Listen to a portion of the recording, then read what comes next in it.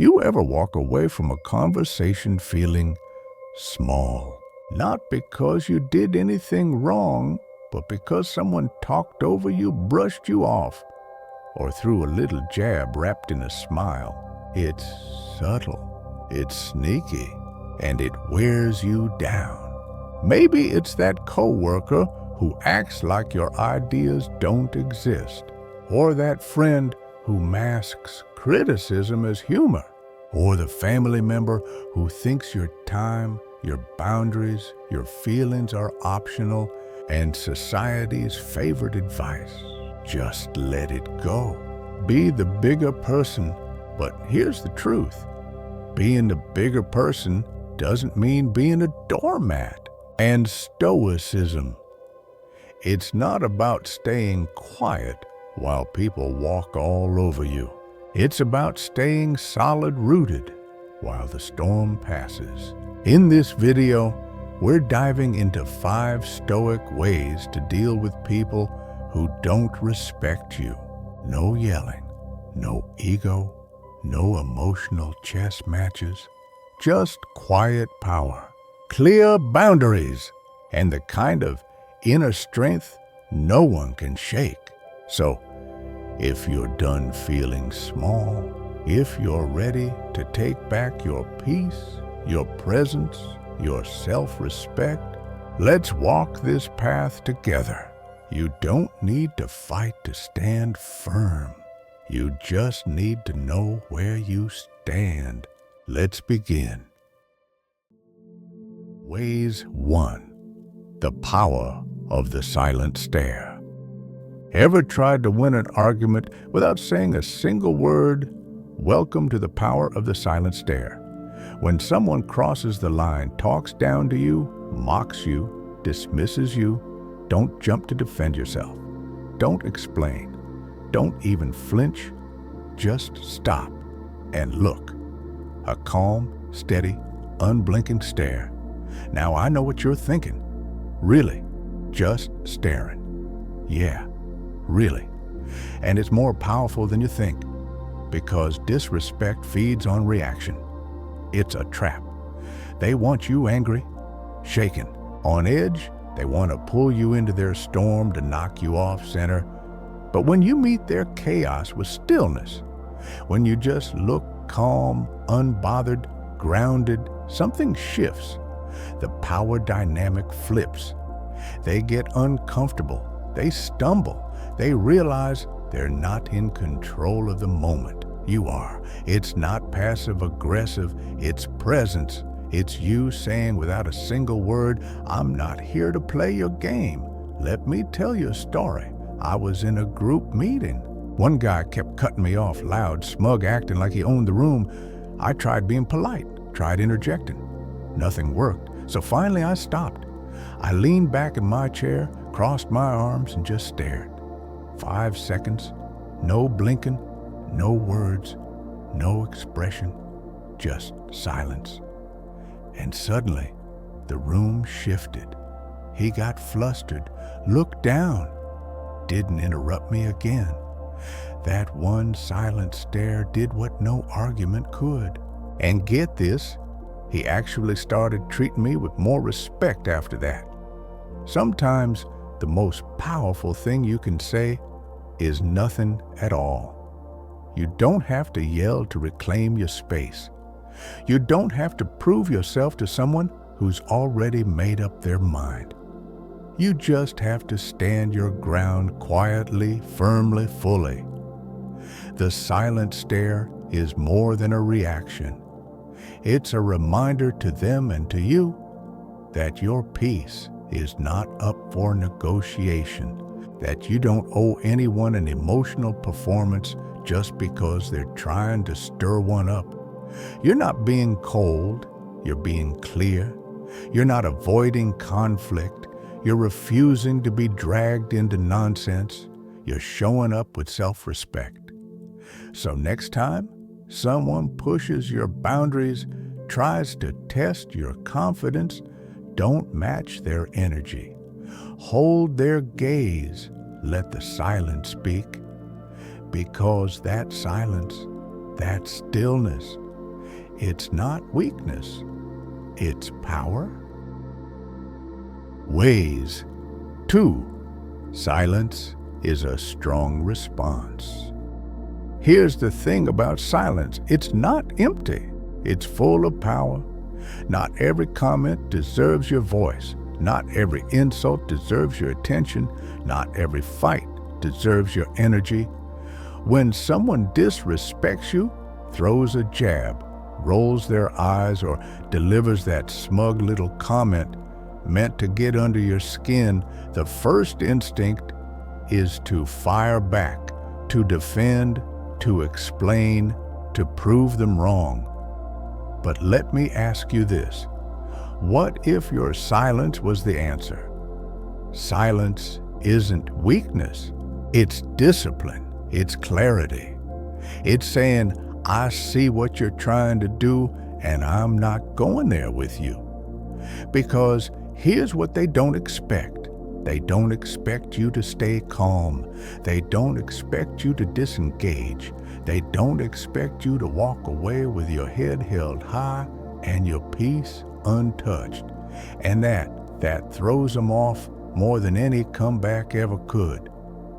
I remember this one time someone made a little dig at my work.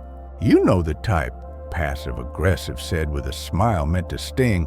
The old me would have explained myself, defended my choices, but this time I didn't. I just looked at them, raised an eyebrow, and said nothing. The silence stretched. They fidgeted. They looked around like someone else might bail them out. But no one did. And in that moment, they had to sit in the awkward echo of their own disrespect.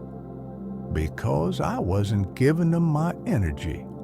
I was keeping it for myself. That's what silence does. It draws a line not with anger, but with absence. And let me tell you, it feels like freedom. No more wasting breath trying to convince people who aren't listening. No more defending yourself to people who don't actually care, just peace, stillness, and self-respect. Here's what you need to remember. When you choose silence, you're not avoiding the moment, you're owning it. You're saying, I don't need to lower myself to make my point. You let your calm be the loudest voice in the room. You let your lack of reaction be the clearest boundary. So next time someone comes at you sideways trying to bait you into a battle, don't swing. Pause, breathe, look them in their eye if you want to, and say absolutely nothing. Then walk away. Because silence isn't just the absence of noise, it's the presence of strength. And sometimes the strongest thing you can do is not give them a single word. Ways 3. Stop justifying your life. Let's be honest, this one stings a little, but it's also one of the most freeing lessons you'll ever learn. You don't owe anyone an explanation for how you live your life. Not your co-workers, not your childhood friends, not even your parents. We've been conditioned to over-explain ourselves, to soften our truth so others feel comfortable, to justify every decision like we're on trial for simply living our lives. But here's the deeper truth. Most people don't ask why, because they care. They ask because your decision makes them uncomfortable. Uncomfortable with their own limitations. Uncomfortable with the risk you are willing to take.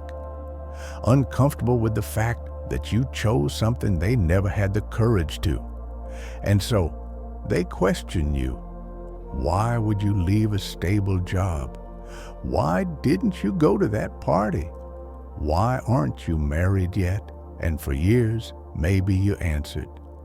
You gave the detailed explanations, the careful reasoning, the polite justifications, but no matter how well you explained it, was never enough, was it?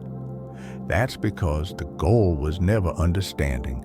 The goal was control. But Stoicism teaches something different. You are the only one responsible for your path. Your decisions don't need to be defended like a thesis. Your life isn't up for public debate, so the next time someone questions your choice, try this. Because I wanted to. Or that felt right for me. No extra commentary, no nervous laughter, just calm certainty. You'd be surprised how powerful that feels. How rattled some people get when you don't open the door for their judgment to walk through. I remember when I left a comfortable job to pursue something I was passionate about. The reactions. Oh, they came fast. But what if it doesn't work? Isn't that risky? Why would you give all this up? At first, I tried explaining. I talked about purpose, about vision, about long-term happiness. But over time, I realized something. The more I explained, the more they doubted. Not because my reasons were weak, but because they weren't ready to hear them. So one day when someone asked, "But why would you leave that job?" I just said, "Because it felt right for me," and I left it at that. The silence that followed was uncomfortable for them, but for me, it was peaceful. That silence was my freedom. No one else has to understand your journey. They don't need to approve it. They don't even need to like it, because you are the one walking it. You are the one living with the consequences and the rewards.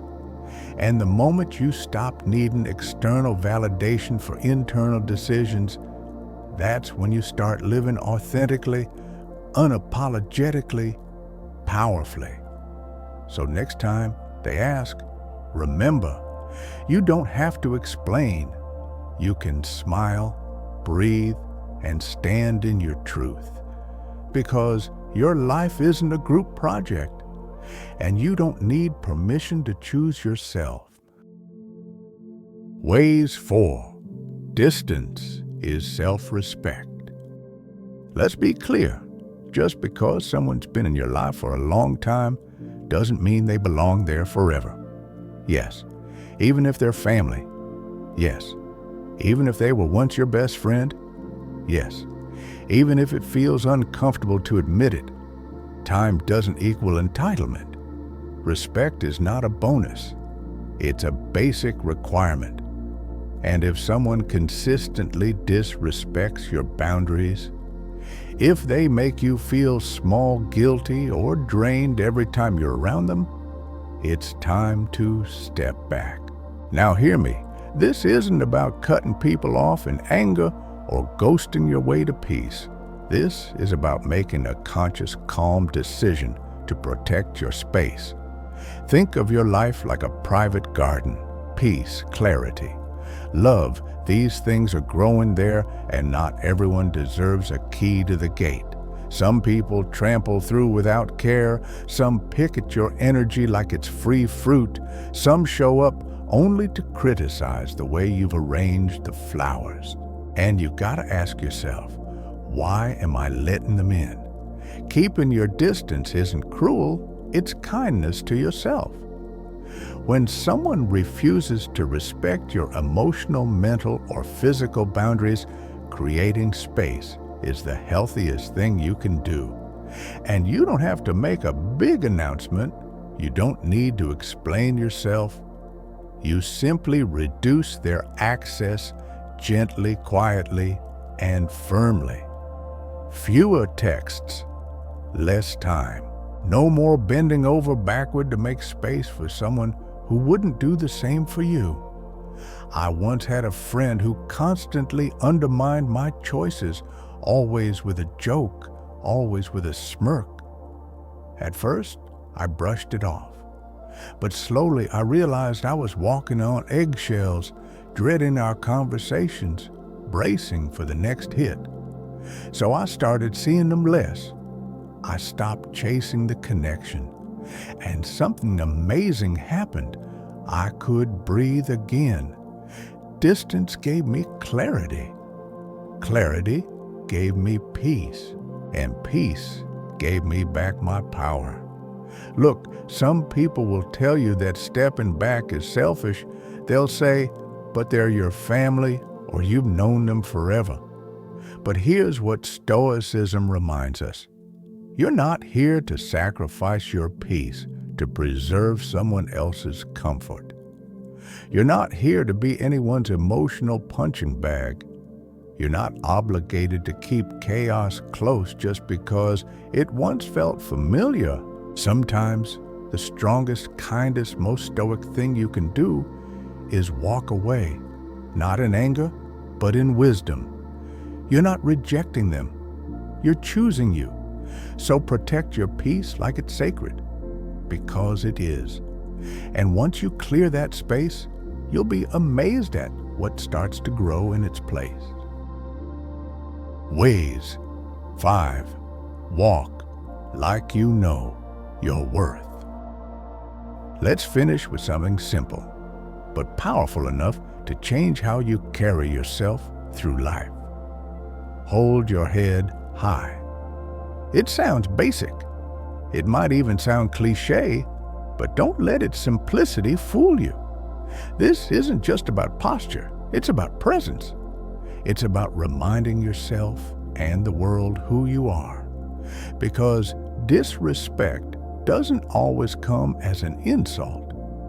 Sometimes it shows up in the little ways people try to shrink you, dismiss you, make you second-guess your worth.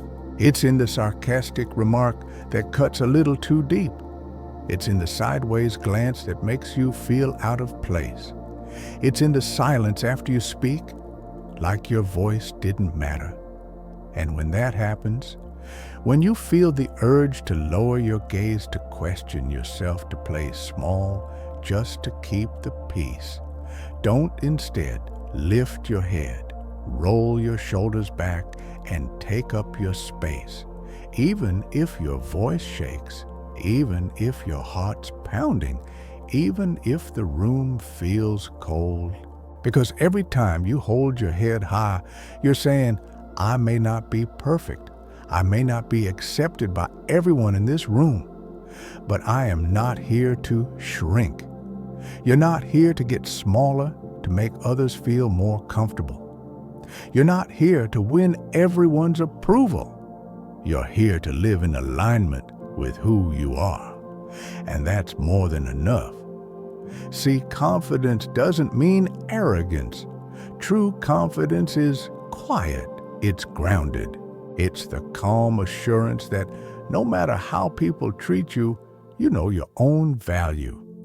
And the more you carry yourself with that quiet strength, the less room others have to chip away at it. I've been there.